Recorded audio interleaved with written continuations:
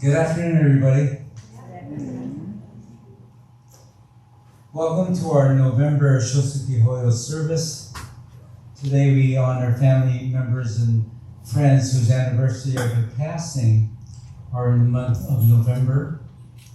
Today's service will be officiated by our supervising minister, Reverend Dennis Fujimoto from the Buddhist Temple of Alameda.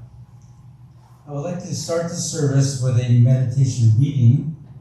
Sensei will strike the bell once to begin, and he will strike the bell again after the reading. Sensei.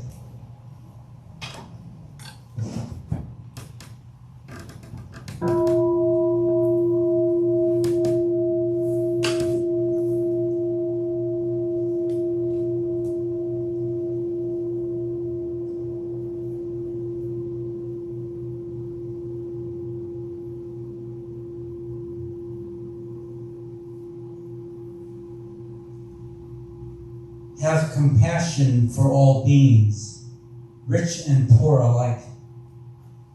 Each has their suffering. Some suffer too much, others too little. Teach this triple truth to all. A generous heart, kind speech, and a life of service and compassion are the things which renew humanity.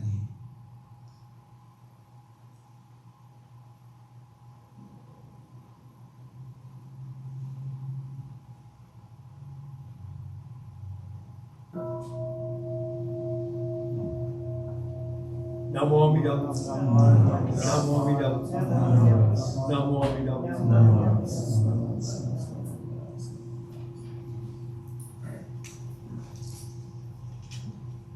Please stand for our opening gatha.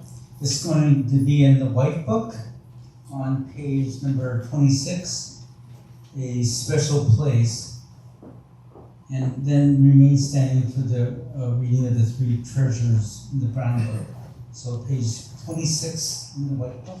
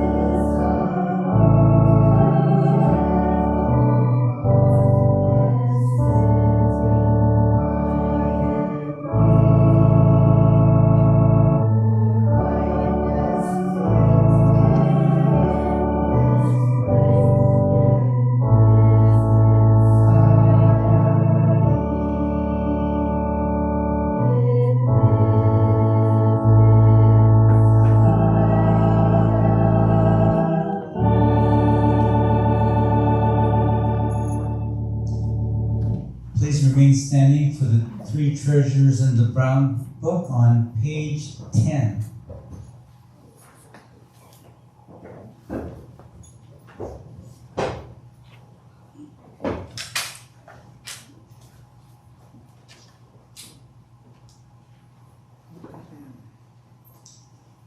How rare and wondrous it is to have been born into human life, and now I live it. How rare and wondrous it is to be able to listen to the Buddha Dharma, and now I'm able to hear it. If I do not transcend the world of delusion in this life, when will I ever attain spiritual liberation? May I, along with the entire Sangha, with sincere heart and mind, rely on that which can be truly relied on in life, the treasures. I rely on the Buddha. May I, along with all sentient beings, attain to the great path with my entire being and discover the highest aspiration, which is to become a Buddha. I rely on the Dharma.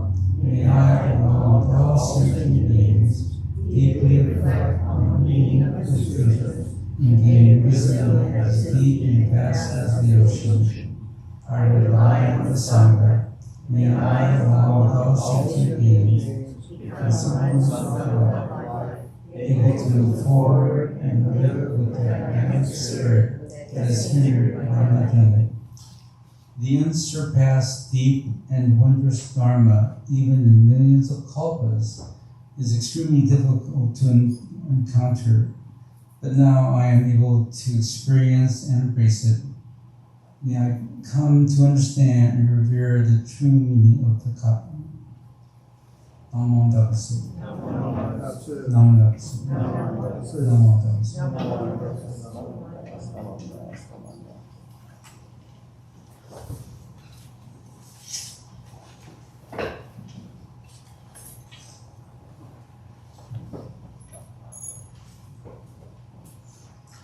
The names of the Shotsukihoyo honorees for this month will now be read. Those family members and friends observing this service, please come forward to Oshoko during the reading of the names.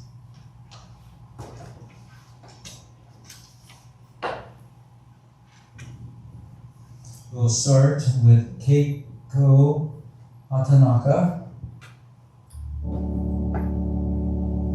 Tomayo Hirota, Shina Horita,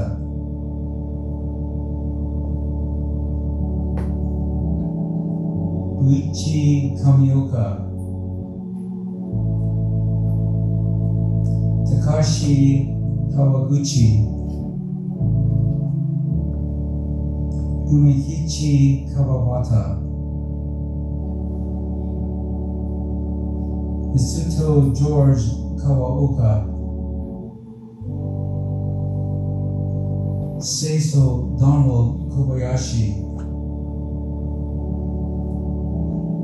Yoshino Matsumoto, Tomo Okamoto, Ichitaro Shigematsu, Sachie Shimizu, Tomezo Takinaka, Seiichi Taniguchi, Suruichi Wakino, Hisano Yamamoto, Teru Yasumoto, Gary Paulson, Charlotte Richards Yoneda, Perry Rittenauer, Keiko Ishii, Chikuyo Okazaki, Yoshiko Otani, Esther Mukaida, Reverend Inshu Yonamura, Richard Totman, Juliana Leong Song, Henry Hideo Shimizu, Arthur Shigeo Sugiyama, Sueko Sakaguchi, Mark Mitsunaga, Reverend Biko Abiko, Margaret Wallman, Makoto Sam Okubara, Walton Wood, Yoso Wada, Azuma Cleveland, Kaz Mukaida, Yoshiko Yamasaki, Karen Matsumoto,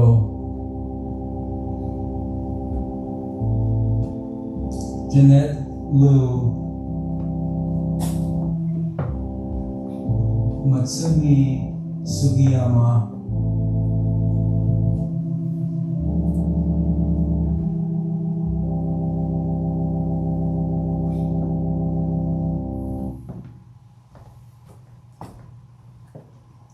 and May Fisk.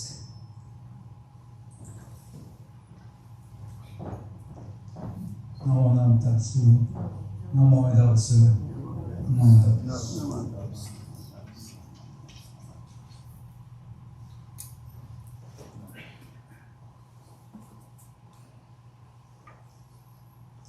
Sensei will now offer Sambujo, page 24 of the Purple Book, followed by Hyobyokumon, dedication, and Sutra chanting Amida Kyo, page 103 of the Purple Book. So page 24, Sambujo, page 103, Amida Kyo.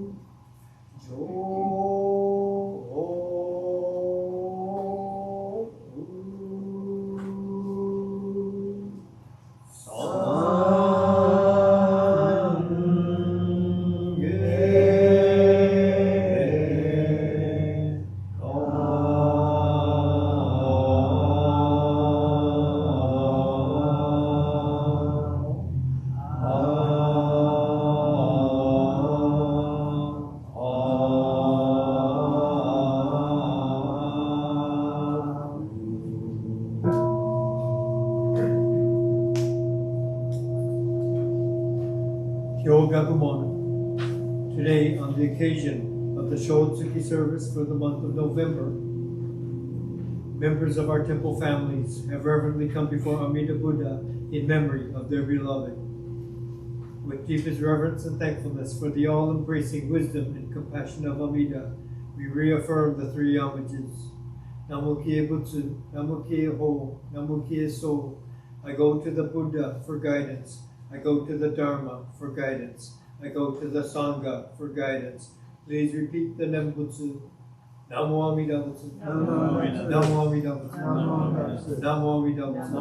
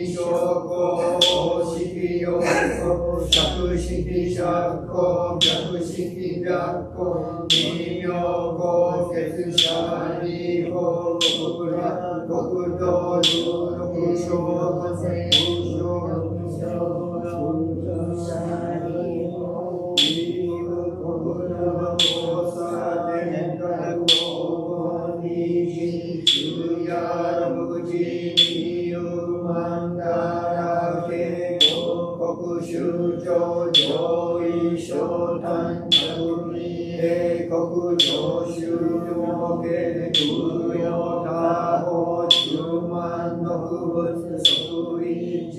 地天道遠国門直行行者利法国羅国土上州行政空禄将軍物資者利法異国上部集中奇妙雑式市長逆国着法者利下領民が愚名新書聖書宗長長夜六時水和下音五年長道根合力七五大文八正道文行政東本行動修正門税音に開室念仏念法念僧者利法上松井市長実税祭法少々少医者が医部国道無三白州者利法道部国道小無三白道神妙が教実税所宗長大税阿弥陀仏力量法門川流園芸少佐者利法義部国道未復水道小法五十十法羅網水未妙微妙百千十学行事菩薩音税音者開示念上念仏念法念僧死死者利法大国道上州領税武力将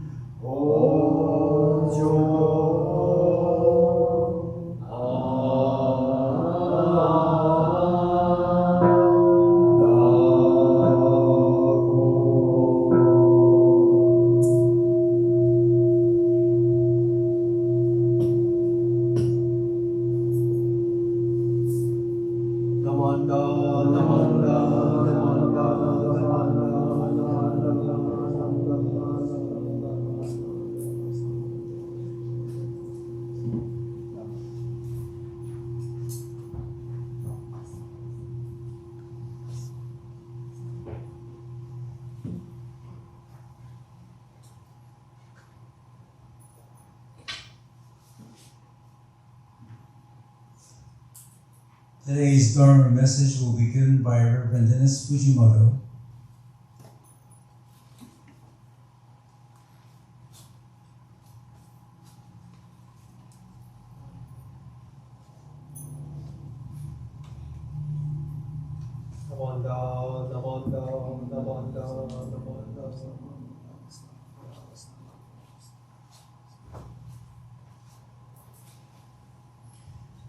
Good afternoon, everyone.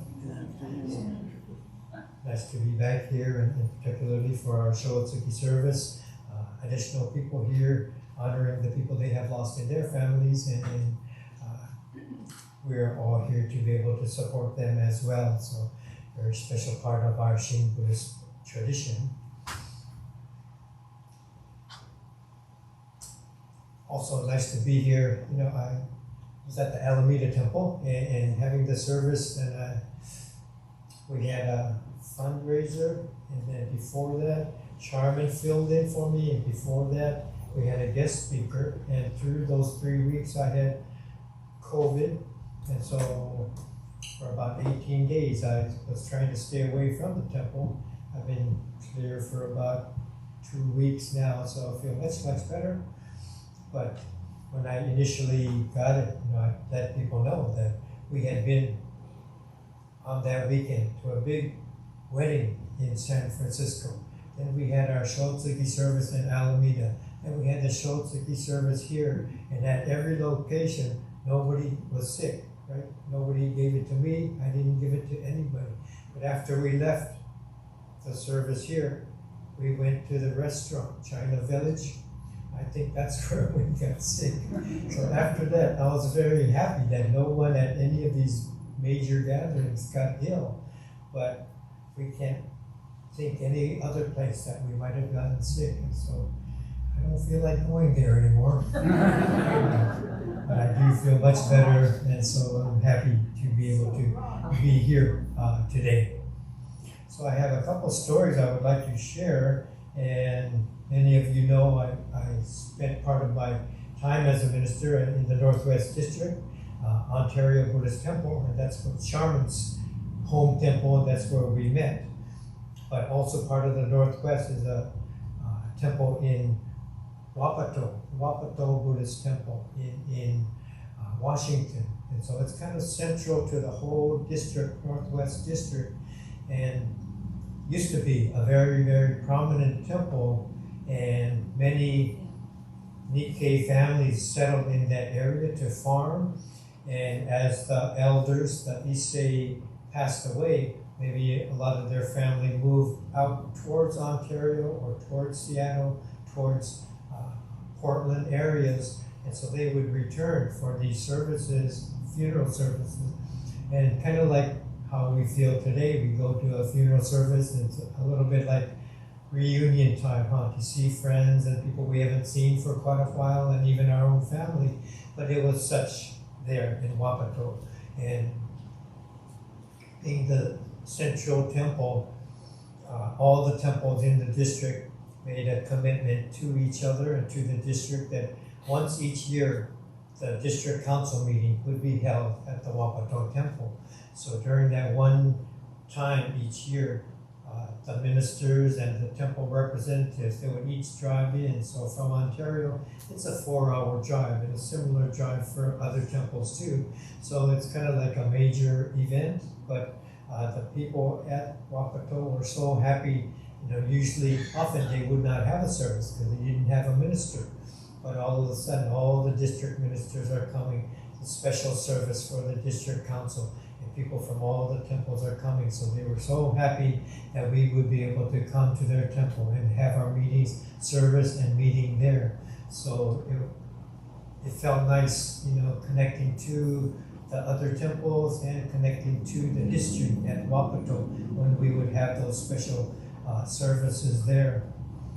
And having gotten to know Charmin, she would come with me to some of those meetings, and she would tell me where, she knows easily how to get to the temple, and she would know where the mortuary was, where the cemetery was. And how do you know all this stuff, and just like others elsewhere, they had come back since they were children, young people, and coming there and going to these different sites, to the temple, and then procession onto the cemetery and such. And so she would know where all of these places were, and not only that, special places to eat and stuff like that. So she was kind of my guide to the Northwest District, and really enjoyed that. And one of the things that we would also be able to enjoy when we went to these meetings, there's a farming family, Inaba Farms, and one of the things they grew were asparagus, and they would be ready at the time of the meeting. So he would bring cases of his farm asparagus, and they were thick, thick like even the size of a nickel, thickness, right? And later you learn the thick ones are sweeter than the thin ones, and so you don't want to settle for the thin ones. And so we would get these, and they'd be so good, and we're so happy. Everybody who came would get a bundle or two of these big major bundles. So happy to give them to us, and so we would have these special asparagus from Inaba Farms. So we always look forward to this treat. You know, that Lon Inaba, he's kind of maybe similar, close to my age. Anyway, he was the elder brother of the farming family there. And so he would bring these in, and just a special treat. So very recently, Sharman came across this article about Inaba farms, and they had, this is a couple years already, but they had sold their farm to the Yakima Nation. Okay?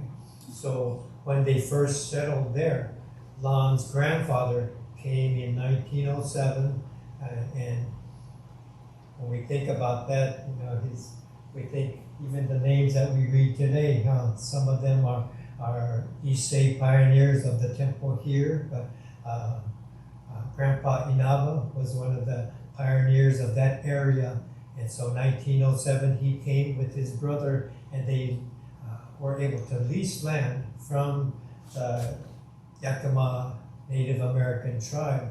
And so at that time, Japanese could not own land, right? So they leased this land and had an agreement with the native people there. And so through that, they were able to work the land, and Grandpa Inaba and his brother and their workers, they cleared, it's like sagebrush, right? So sagebrush land, and team of horses to pull out the stumps and everything, and changed it from sagebrush into crop-growing, fertile farmland. And they arranged for the irrigation system so they could bring in the water to water the produce and such. And I think even these days you can see where, you know, something might have been farmland, very fertile farmland, and they lose the water that comes into it, and it quickly, very quickly turns right back into desert area, sagebrush area. So they had to work very hard, and I think they had like 125 acres, and they can transform this sagebrush to producing farmland. Okay. And they were able to hire people and all of these things.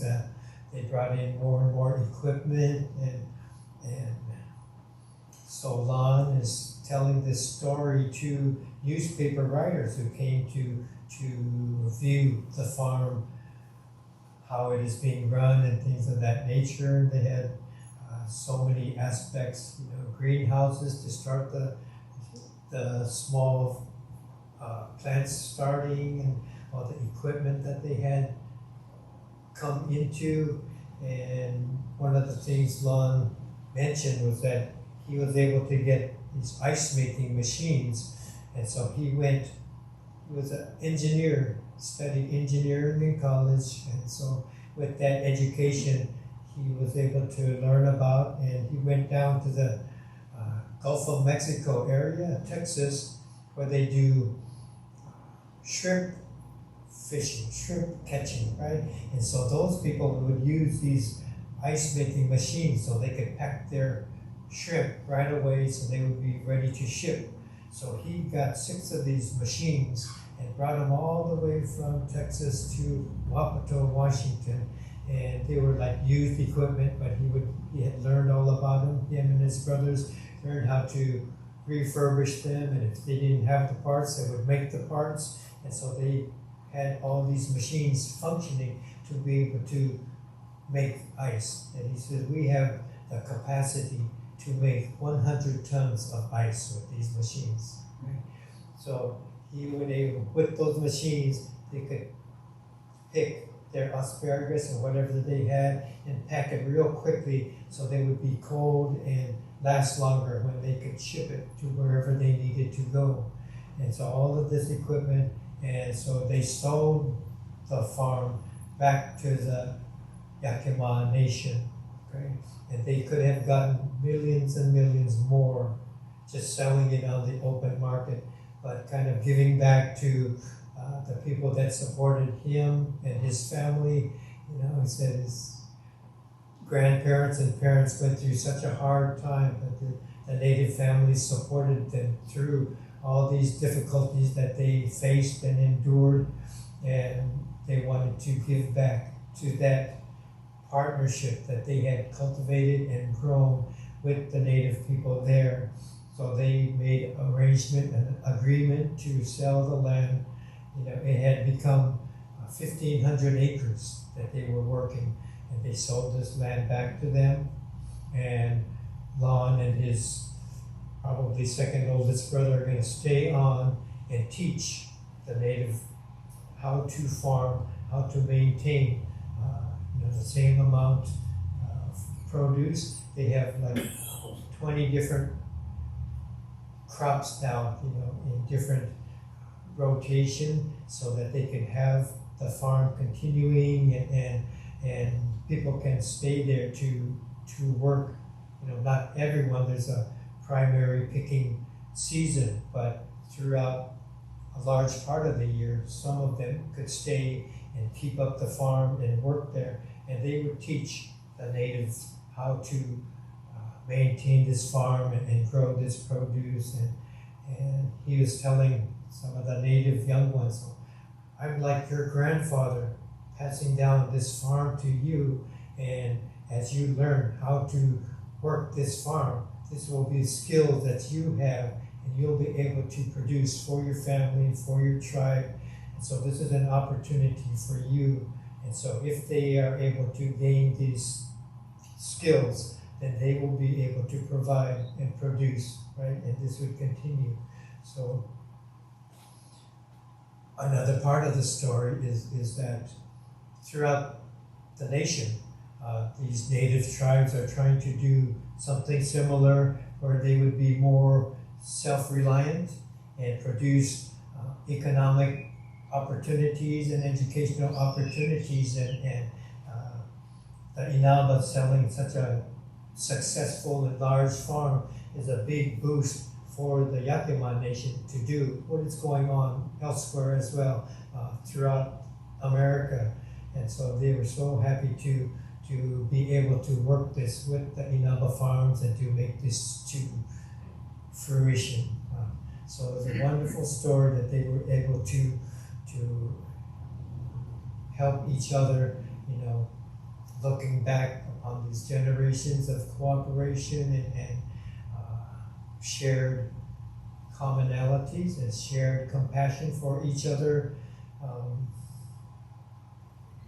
I think is a very special story. Oftentimes, being with Charmin, she's quick to tell the story of her grandparents and how they were able to lease land too. And there's a particular story about Chinawash family up there, native family, and during one of the meetings that we were at in Wapato, Lon Inaba is telling us about the museum that they're building up there to showcase what the Japanese Americans had provided to that area and contributions to that community. And so Charmin starts into her story about the Chinawash family and her grandparents, and Lon is listening. He thought he's going to tell the story about the museum, and he's listening to Charmin. So you should be part of this, working for this museum. You should be, contribute your stories as well. And so he was surprised that she had all these connections right from his neck of the woods. And so he's listening to Chinawash. Yeah, I had a Chinawash in my high school. So it's probably the same family, right? And the more we talk to each other, the more connections there are. They kind of seem to emerge, no matter what temples we go to. So this is something special as well that we shared with the Inaba family. And while I was up there, Lon is so busy working with this farm. We're just happy to get the asparagus, but I kind of suggested to him that he should be part of this district council and come and participate, because you know this area, this is your area, and he was kind of getting pissed at me for pushing him into this leadership role. But after I left, I was very happy to see that he was part of the district council up there, and I would see him at national BCA meetings too, and that he had continued and found another place for him. I'm sure he's super busy, but he's able to contribute to the rest of BCA as well. So this is one of the stories I wanted to share. And there's another separate story. In the last few weeks, even though I was sick, I still had a full agenda of Zoom meetings that I couldn't sneak away from, right? And so the district ministers had a number of meetings, and in one of them, they shared this letter that was just being distributed by some people in BCA, and it's kind of a letter to all the Jodo Shinshu Sangha members, looking for their support towards the Palestinian people. Okay, and they had all these demands in this letter, kind of a activist letter, and there were maybe 50 names, people who had already signed it, and one of the Higashi ministers and one of our BCA ministers' names are on there.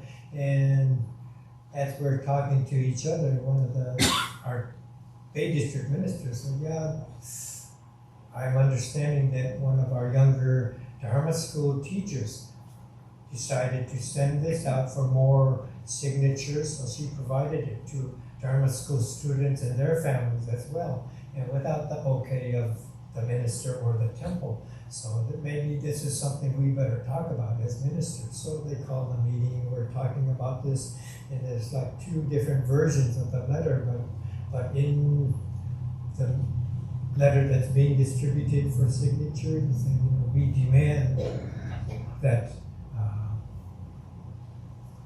the Buddhist churches of America stand in support of the Palestinian people. And writing this out, we demand that the people of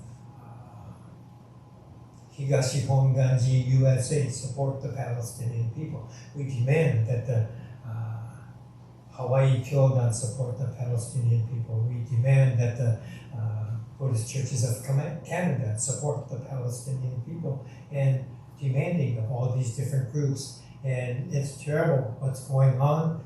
People,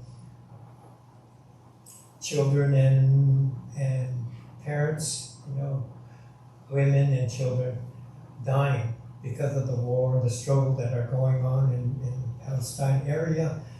At the same time, it's kind of like what's happening there is very different from this letter being presented in such a manner and demanding that we stand on one side.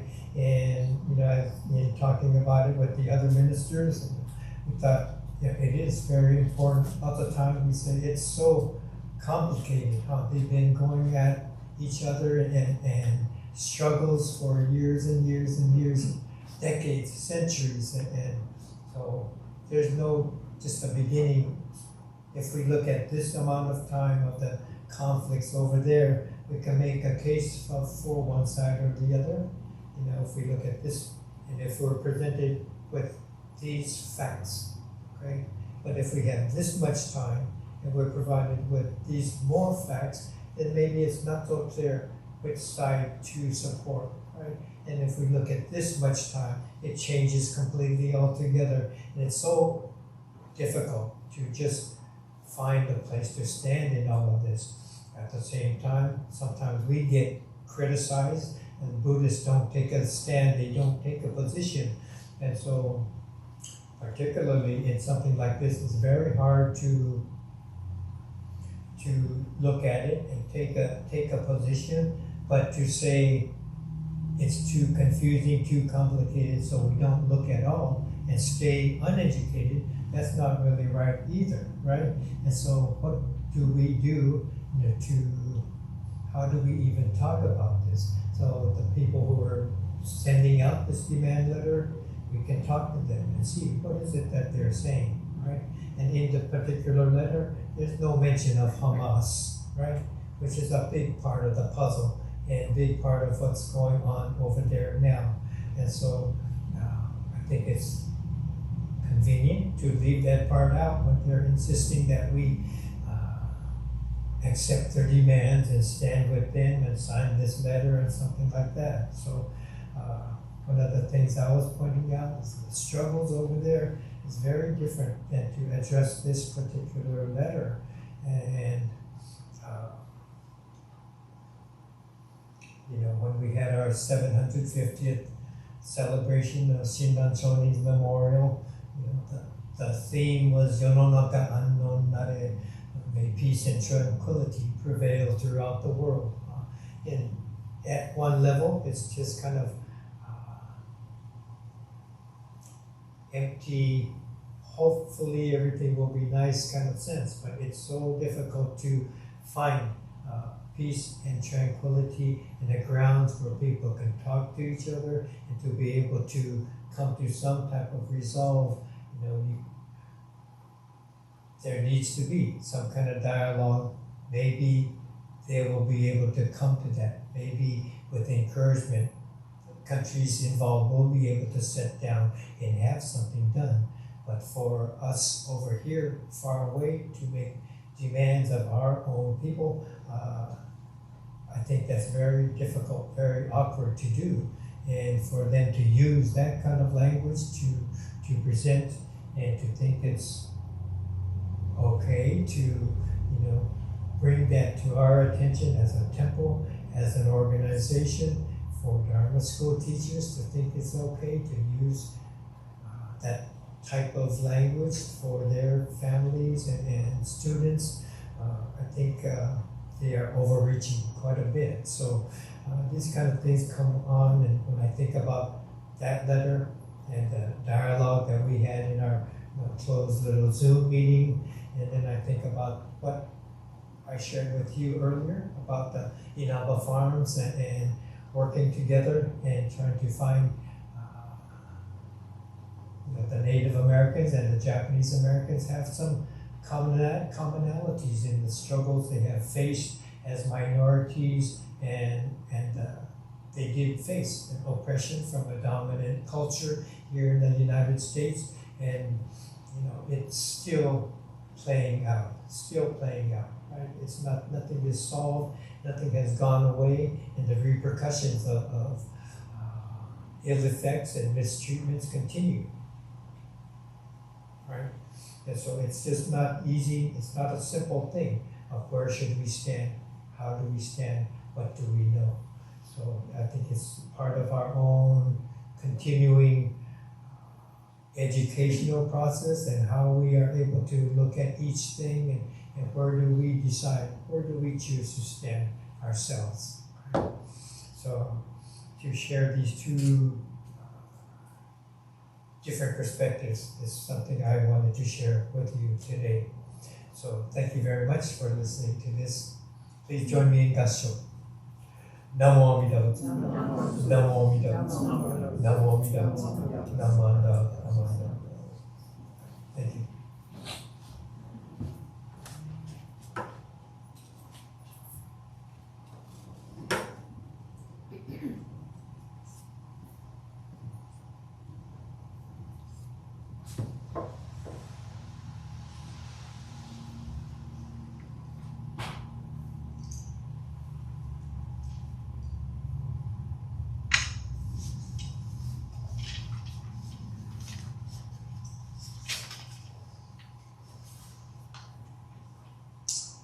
Thank you, Sensei, for your thoughtful message, especially with a lot of soul searching we should be thinking about in Gaza.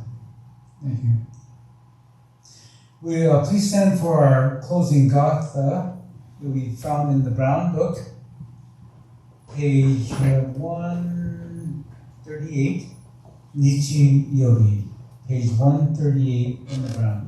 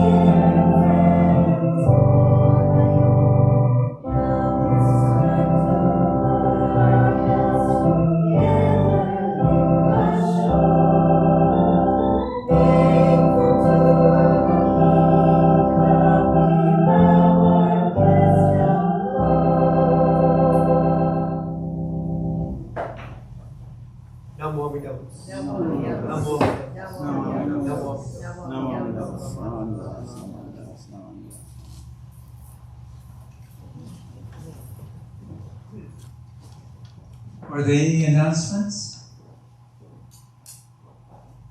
Oh. Wait a minute.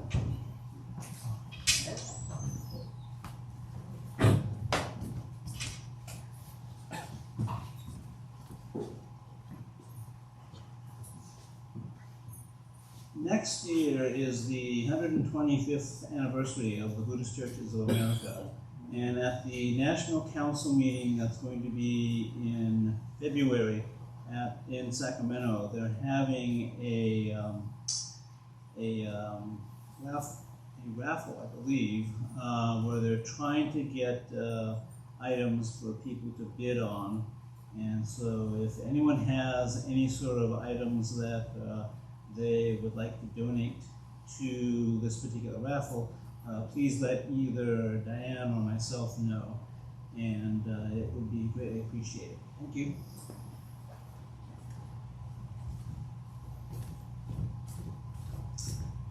Thank you, Ken. Any other announcements?